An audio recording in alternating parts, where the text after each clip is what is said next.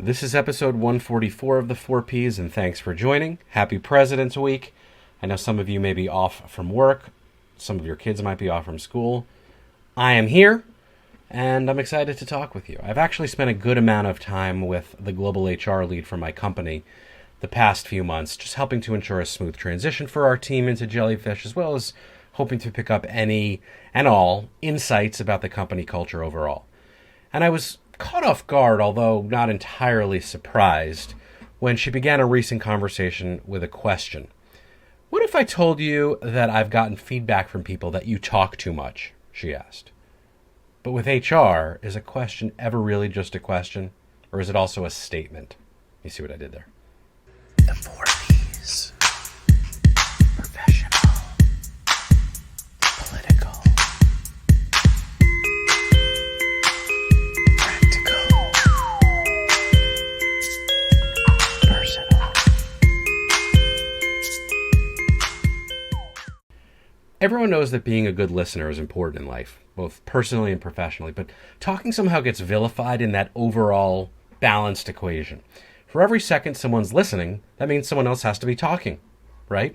Yes, we learn a great deal when listening to other people, but we can also learn a lot when listening to ourselves. And for that, I will not apologize. Don't get me wrong, I probably do talk too much, and I could listen more.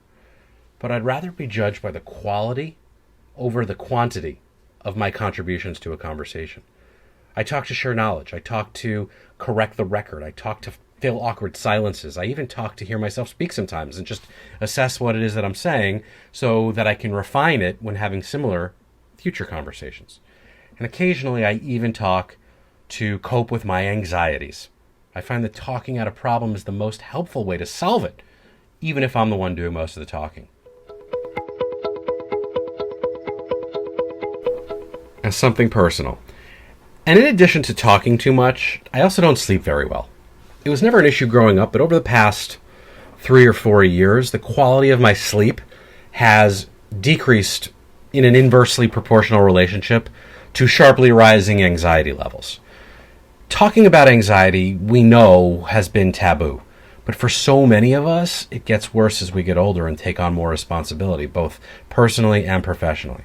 For me, these are always going to be linked. The backlog of emails, the dreading of difficult conversations, the client relationships and financial obligations, the concern for keeping others in my charge motivated and happy and just focused. It can be all consuming. And at a deeper level, these professional anxieties are likely driven by some underlying fear of not being able to provide for my family. You know what Maslow would say. Anxiety is a basic human condition that's rooted in survival instincts from our prehistoric evolution. With origins in ancient Greek, the word ang means burdened. There are also biblical references to anxiety, right? Nothing like fearing the wrath of God. Then there was our friend Kierkegaard who wrote, 150, 175 years ago, that anxiety is a consequence of the human capacity to make decisions. Deep. And with free choice comes that burden of responsibility. Freud, our friend, posited that anxiety is psychopathological and derives from trauma and unpleasant memories. So when do normal anxiety or anxieties actually become unhealthy or even a disorder?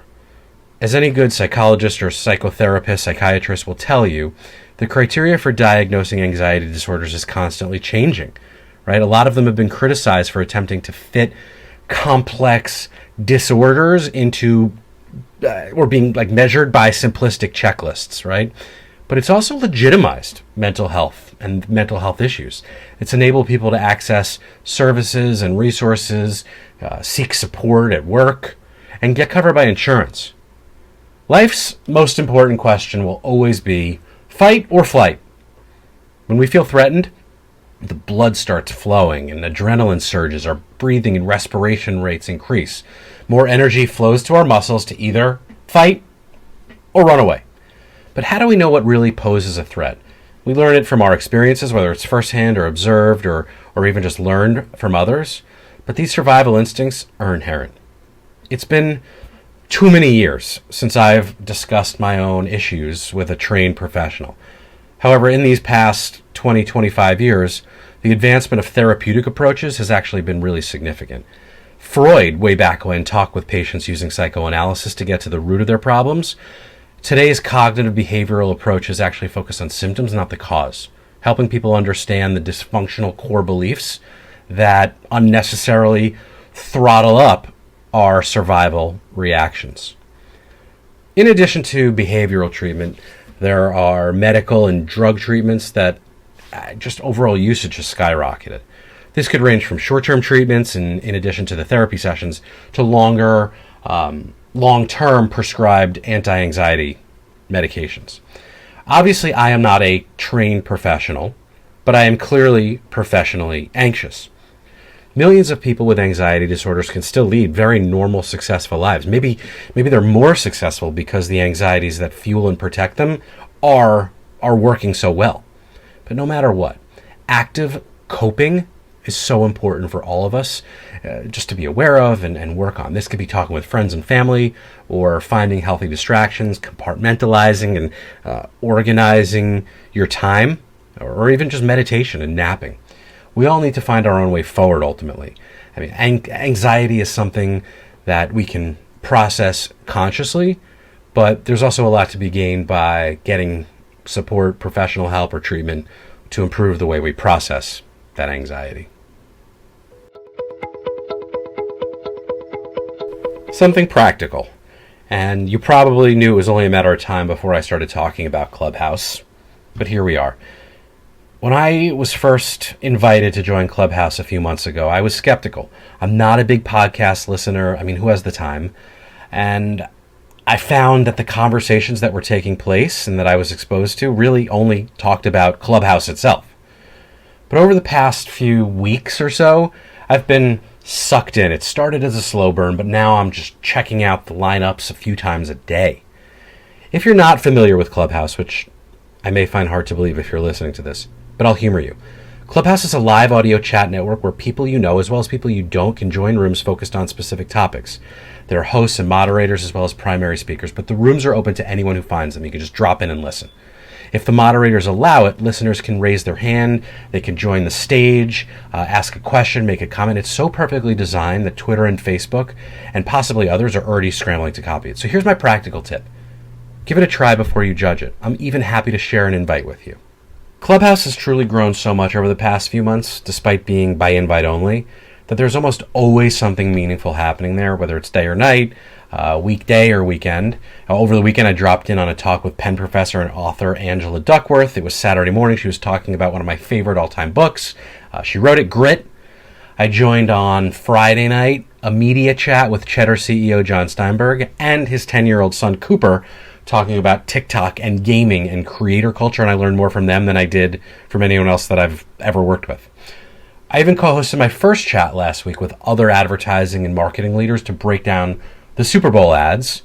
I've crashed several stages to chime in on startups, social networking, the stock market, celebrity culture, the NBA. I learned all about a new social justice app from Paris Hilton, and listened as Paris Hilton apologized for his years of unfair treatment of Britney Spears. So you know the brands are going to be following and trying finding their way in. For now, marketers and executives from companies are there, right? They've taken the stage, but whether or not Burger King's The King or Chester Cheetah can find a home in Clubhouse remains to be seen. I do look forward to being there when they try, though. And again, let me know if you want an invite. As something political, we're more than halfway home. Somehow protecting the environment and green renewable energy and fighting for our planet's future have become politically divisive issues. Here in the United States, the battle to pass legislation that reduces our carbon footprint and taxes polluters or incentivizes the development of alternative energy is this knockdown, drag-out affair. But it doesn't have to be this way.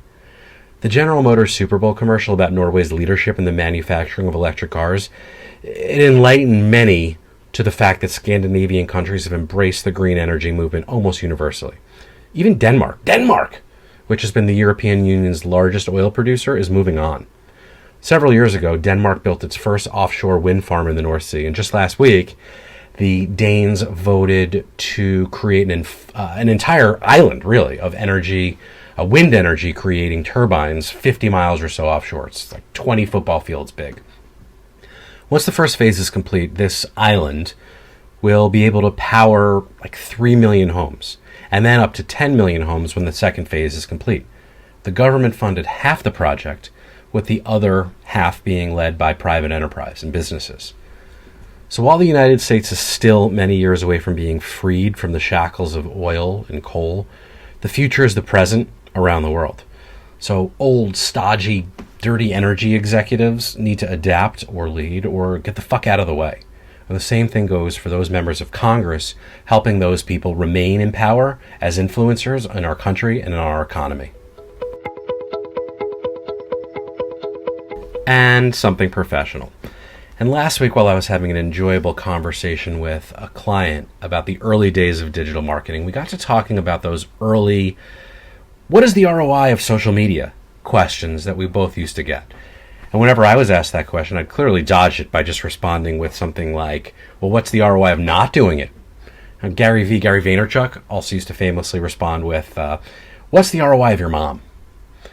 Also last week, Amber Naslund, who's a social business strategist and the co-founder of SederaWorks, tweeted this out about ROI and how it's a financial one. So after reading this and that conversation, I've gone into a thought tailspin and can only talk my way out of it. Yes, everything a company does, including marketing, needs to demonstrate its financial value clearly. I have felt the pressure from executives to show clearly our project's return on investment, how much value they created for the company. In the years since, marketers have gotten smarter about how to plan effective digital campaigns as well as measure and prove their financial performance. Somewhat. Positive return on investment starts with aligning a marketing project with business needs. Based on these needs, marketers can devise campaigns with clear objectives. ROI Institute lead and author Jack Phillips says that it's built on and around several connected marketing levels, and analyzing data at each level allows a clear chain of impact to emerge. And we first start with the input level, the different resources invested in the marketing campaign. These include financial resources as well as non-financial resources, like the people who work on it. Next is the reaction level, which refers to how the chosen audience feels about the campaign. For example, do they find it useful or relevant? A positive reaction leads to the audience acquiring information from the campaign. That's the learning level. The next step is then the action level, and marketers ideally want audiences to act on some information that they're putting out. Usually it's a purchase, but doesn't always have to be. The action level greatly influences the success of the campaign. And when enough people take that desired action, a campaign actually achieves or reaches what's called the impact level. And the final level is ROI, where the return on investment is calculated by comparing the money spent on the campaign to the monetary value created. And with this leveled approach, marketers can validate their strategies or change course throughout a process, or as part of the positive feedback loop, thus increasing the chances of a successful campaign and positive ROI. It sounds easy enough, right? Well, let's just say there are still some limitations. It remains incredibly difficult for marketers to isolate and prove the financial returns of their work because of the models used for marketing return on investment are just not great. Existing models don't clearly connect marketing efforts with the value they create, and current models have a narrow definition of value. It rarely considers non-financial factors like the customer perspectives or the internal business processes. But I think the biggest reason why marketing projects fail is a lack of alignment with the overall business objectives. To ensure alignment, marketers first have to ask why. Why is the campaign necessary? Why should customers or the client or executives care about it? Once you've sufficiently answered this, the next step is figuring out the right way to meet the need. Marketers who set relevant objectives for each of those steps or levels in order to stay aligned with business needs throughout the campaign have a greater likelihood of success. This means deciding on the reaction, the learning, and the action objectives of the campaign, as well as the desired impact. Right? Collecting data at each level allows marketers to assess quickly the effectiveness of the strategy and then make those adjustments that we talked about throughout. But to get credible results, every effort has to be made to isolate the effects of the marketing campaign. At any given time, a company is going to have a number of different things going on concurrently, different campaigns, different types of media plans, and circumstances in the outside world will be in a state of constant flux in terms of different variables. All this can influence the business areas that marketers hope to affect with their campaigns. And for this reason, marketers have to isolate the impact of their results. Only then can we do what Amber said at the outset, converting impact to monetary value. To get that final ROI figure, marketers need to subtract all the costs of the campaign from the financial gains. Hopefully you have a great week and level up. Level up.